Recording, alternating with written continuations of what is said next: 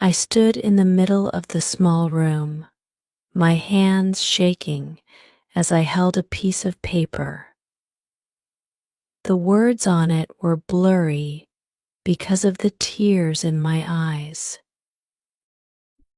It was my English test result, and once again I had failed. My teacher had looked at me with pity that morning, and some of my classmates had whispered and laughed. I felt small, broken, and useless. That evening, when I returned home, my mother noticed my silence. She didn't say much, she just placed a plate of food in front of me and sat beside me. I couldn't hold it in anymore. I cried, telling her how I felt like I wasn't good enough and how learning English was impossible for me. My mother didn't hug me right away, she simply held my hand and said, "Promise me one thing, never stop trying. One day, this struggle will make you stronger." Her words stayed with me like a burning flame in my heart. I promised her that night, and though I didn't know how, I decided I would master English not for the world, but for myself and for my mother's belief in me. The journey began with tiny steps. I started waking up an hour earlier every day. That hour was my time to sit with a small notebook and try to read the simplest English sentences. At first, I couldn't even pronounce many words. I remember one night crying again because I couldn't understand what a simple story meant. My father saw me struggling and said, "Even a mountain can be moved, but only with one small stone at a time. Keep moving your stones." My family wasn't wealthy. We didn't have money for fancy English classes, tutors, or new books. But they gave me something even more valuable: their faith in me. My younger sister, who loved drawing, made flashcards for me with pictures of objects and their English names. My grandmother, who didn't know English herself, would sit with me and listen as I read out loud, correcting me even when she didn't know if it was right. One day, I discovered something that changed everything: English movies. I remember the first one I watched. It was hard, and I didn't understand much. But I kept watching, pausing, and writing down words I heard.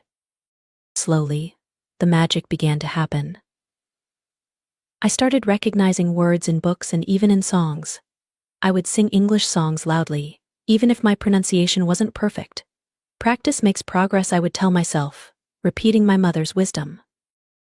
The biggest turning point came when I stood up to give a speech in my school. It was a contest, and though my English wasn't perfect, I had prepared for weeks.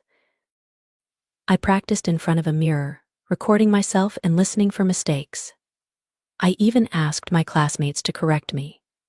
When I finally spoke on stage, my voice trembled, but I saw my family in the audience, clapping for me even before I finished.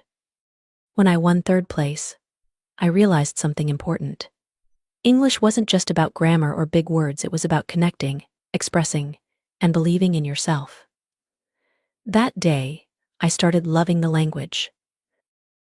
There were many sleepless nights when I doubted myself. Many times, I felt like quitting. But whenever I looked at my mother's face, I remembered my promise. I worked harder. I would write down new words every day and challenge myself to use them in sentences. I would talk to myself in English while walking to school. It didn't matter if people thought I was weird. I was determined to keep my promise.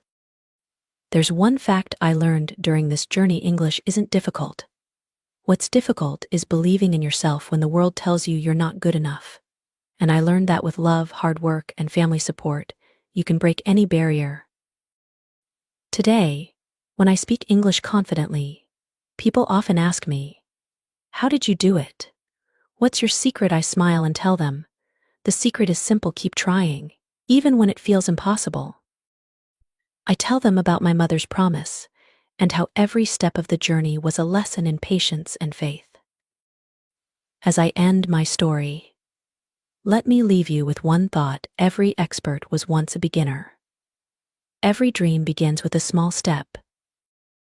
If I someone who once cried over failed tests, can master English. So can you. Remember, the struggle is the most beautiful part of the journey because it shapes who you become. If my story inspired you even a little, make sure to like this video and subscribe to my channel.